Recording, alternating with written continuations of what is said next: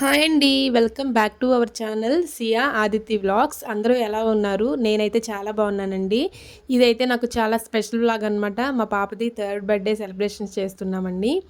ఇంకా తన కోసము అంటే తన బర్త్డే రోజు నేను ఏమేమి స్పెషల్ చేశానో చూసేయండి. ఇంకా ఫస్ట్ అయితే చికెన్ కర్రీ చేస్తున్నాను. అది కొంచెం కుక్ అవ్వడానికి టైం పడుతుంది కాబట్టి.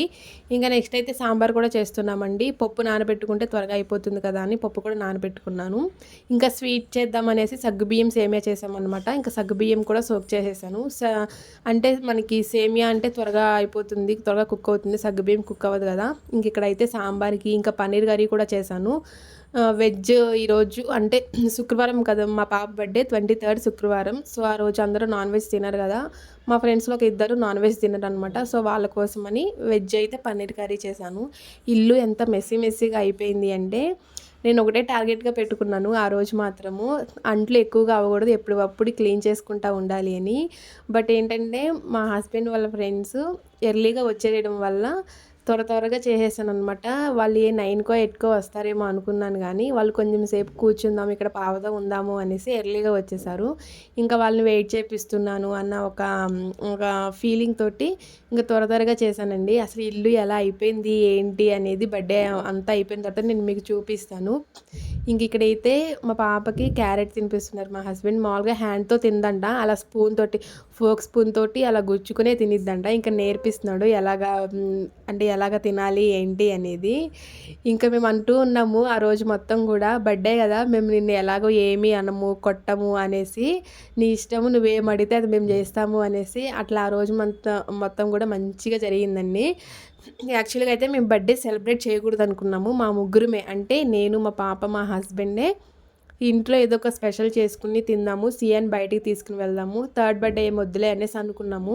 బట్ మా ఫ్రెండ్స్ మాత్రము అంటే చిన్నగానే సెలబ్రేట్ చేద్దాము, చిన్నగా అంత పెద్దగా ఏం కాకుండా చిన్నగా డెకరేషన్ చేద్దాము, కేక్ తీసుకొద్దాము, అది కూడా మేమే చేస్తాము అంటే ఇంకా సరే అనేసి వాళ్ళని వద్దు అని చెప్పలేదండి. నేనైతే ఇంకా ఓకే చెప్పాను.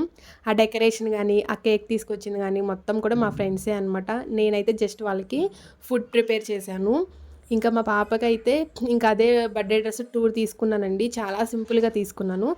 ఫస్ట్ బర్త్డేకి సెకండ్ బర్త్డేకి అయితే 2000 పెట్టి ఒక డ్రెస్ తీసుకుంటే ఈసారి మాత్రం 2000లో 4 డ్రెస్సెస్ తీసుకున్నాను అనమాట.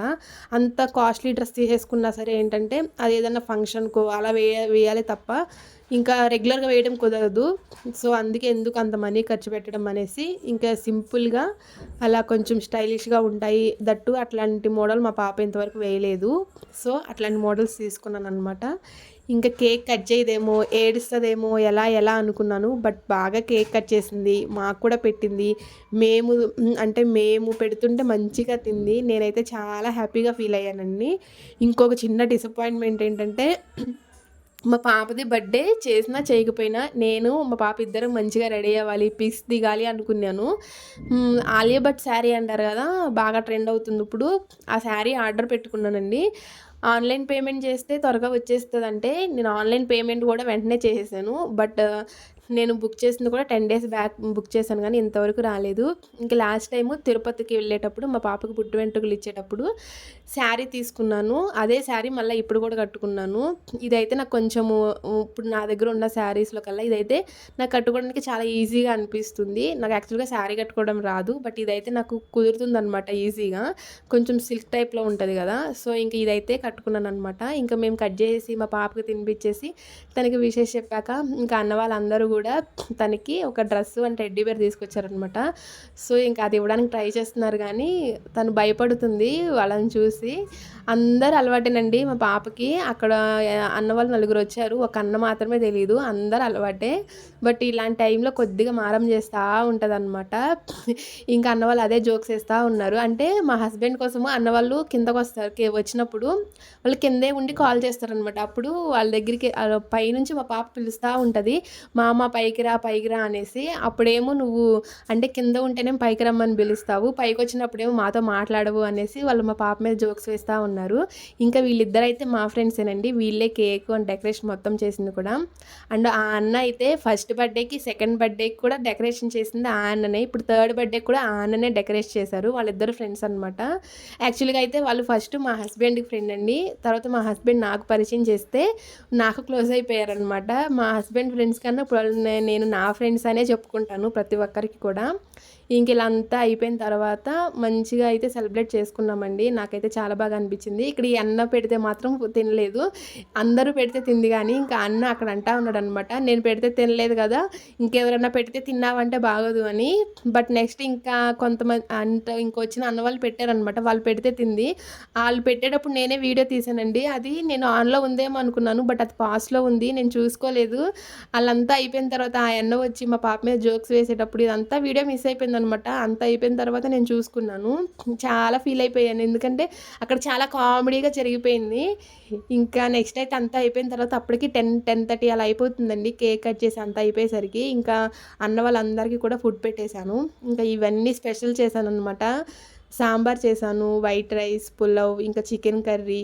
ఇంకా చెప్పాను కదా ఇద్దరు నాన్ వెజ్ తినరు అని. వాళ్ళ కోసం అయితే పన్నీర్ కర్రీ, ఇంకా ఇక్కడ సేమియా పాయసం, ఇంకా పెరుగు చట్నీ అది కూడా చేశాను. గారెలు చేద్దామనుకున్నాను గానీ అస్సలు టైం సరిపోలేదు. చెప్పాను కదా అన్నవాళ్ళు కొంచెం సేపు ఇక్కడ మన ఇంట్లో అంటే మా దగ్గర ఉందాము అన్న ఇంటెన్షన్ తోటి వచ్చారు.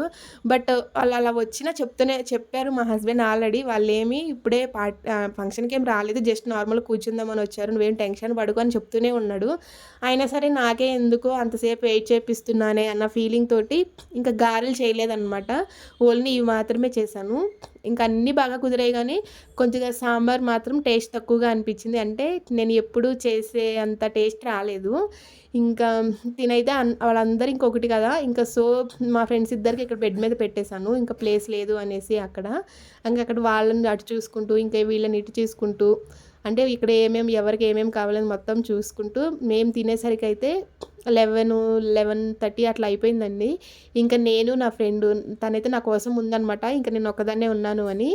ఇంకా మేమిద్దరం తినేసేసాము. తినేసి అయిపోయిన తర్వాత మా హస్బెండ్ తనని కూడా వాళ్ళ ఇంటి దగ్గర డ్రాప్ చేసి వచ్చేసాడు. ఇంకా ఇదేనండి మా పాప బర్త్‌డే సెలబ్రేషన్స్ అయితే. మేము చాలా సింపుల్‌గా, చాలా హ్యాపీగా మా ఫ్రెండ్స్ తోటి బాగా సెలబ్రేట్ చేసుకున్నాము. ఇంకా అంతా అయిపోయాక మా ఇల్లు చూడండి ఎలా అయిపోయిందో. అసలు ఎలా అయిపోయిందంటే నేను ఇది మొత్తం కూడా నెక్స్ట్ డే నేను మా హస్బెండ్ కలిసి ఇద్దరం కూడా క్లీన్ చేసుకున్నామండి.